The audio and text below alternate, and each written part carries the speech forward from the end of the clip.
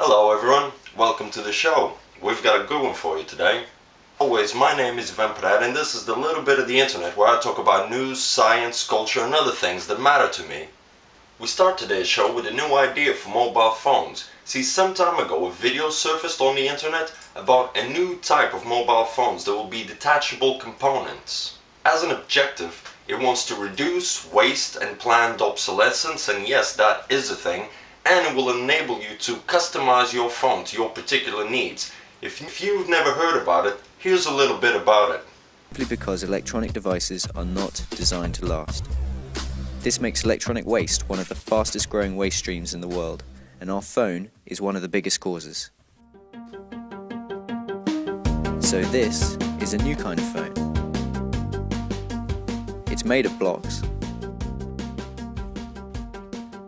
detachable blocks. They are all connected to the base, and the base connects everything together. Electrical signals are transferred through the pins, and two small screws lock everything in place.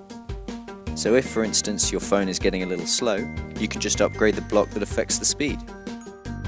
Or if something breaks, you can easily replace it with a new one, or update it with the latest version.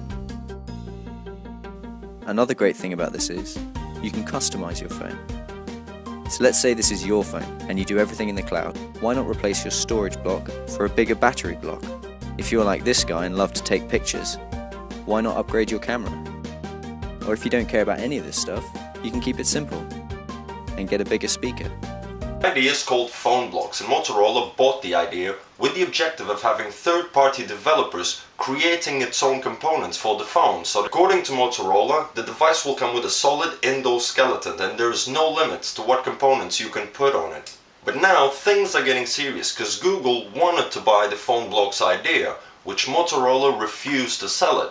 So in good old Google fashion, they just thought, fuck it, we'll just buy Motorola. And they did. Google bought Motorola Mobile for $12.5 billion.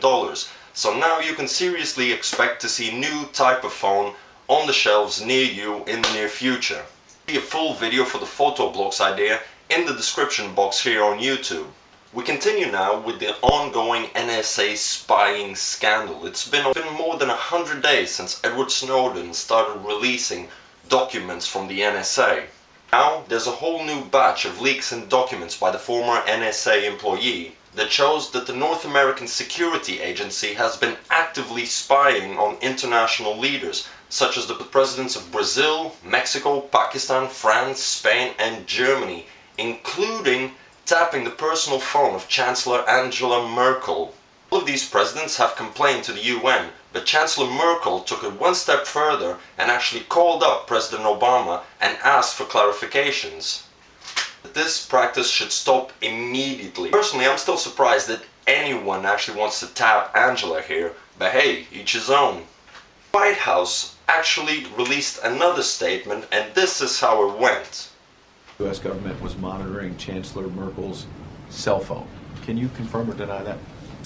I can tell you that today President Obama and Chancellor Merkel spoke by telephone regarding the allegations that you mentioned, that the U.S. National Security Agency intercepted the communications of the German Chancellor, and I can tell you that the President assured the Chancellor that the United States is not monitoring and will not monitor the communications of the Chancellor. The United Not a native English speaker, but it seems to me like he forgot to use the past tense, right? As if this whole mess couldn't get any worse, the White House have released a statement saying that the president was unaware of these activities. That just makes the whole thing worse. How did he think he was getting all this information? Did he just think that all these world leaders were really active on Twitter or something? Conspiracy theorists will claim that the NSA is being run by the true world leaders, the Illuminati. But personally, it seems obvious to me that who is actually in charge of America is Ronald McDonald and Santa Claus wannabe Colonel Sanders. Barack Obama did or did not know about this international spying plot. Who sure as hell did was the Spanish authorities, who facilitated the NSA to intercept and record over 60 million phone calls in 1 month alone, as reported by the journal El Mundo. On Monday, Amnesty International called upon the Spanish government to reflect on their complete failure to protect their citizens' own privacy and security.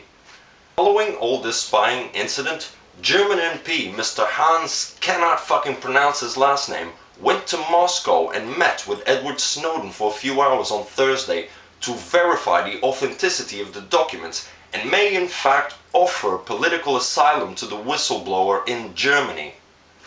I saw a video that I just can't help to share with all you guys.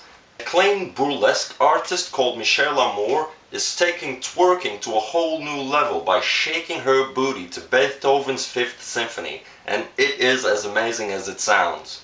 Miss L'Amour proceeds to go on stage and bounce her booty to Beethoven's 5th Symphony, and that is a bit of a promotional stunt for her instructional DVD Booty Lab, in case you want to have a booty with that kind of abilities. Check it out, the links are going to be in the description down below, you can see the whole video there. We move on now to a story that seems to be straight out of Aldous Huxley's imagination or Matrix nightmare.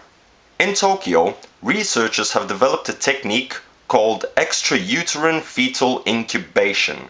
They have taken goat fetuses, threaded catheters through the large vessels in the umbilical cord, and supplied the fetuses with oxygenated blood while suspending them in incubator, artificial amniotic fluid heated to body temperature.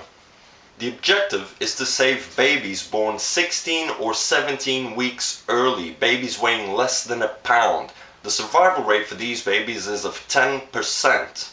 Here in Europe alone, 350,000 babies were born through in vitro fertilization, and there's a lot of couples who still can't use this because of illnesses or conditions that they have in their uterus. So this could provide to be a very safe way for families who have any illnesses to actually realize their dreams and start their own families. But then, it's not a far leap to imagine this being made to human babies and then just have them shipped off to some sort of social predestination room, where they'll become engineers, scientists, or the large majority self-appointed guardians of the status fucking quo.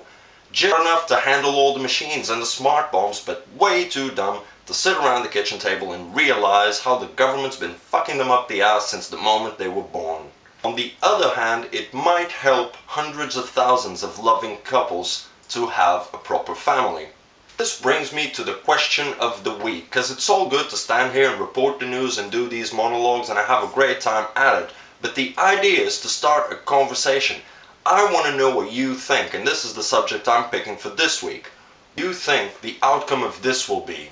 Bring us to kind of a brave new world kind of world where everyone is predestined to something at birth? Or is it a fantastic way to solve infertility problems in our species and in other species? Or will this just become a way for middle-class bourgeois women to have children without affecting their bodies? Letting a child affect my body? I know what you think. Leave your comments down below. While you're there, hit the like button, subscribe, maybe hit a share. The news I've discussed are in the description box of YouTube down below. As always, my name is Ivan. You've just been filled in. I hope you have a great week, and I'll see you next time. Peace.